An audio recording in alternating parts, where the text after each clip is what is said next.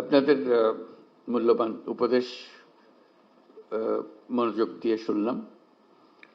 এটা জাতীয় ঐক্যমত কমিশনের সভা, কাজে আমাদের মূল জিনিসটা হলো ঐক্যকে ধরে রাখা।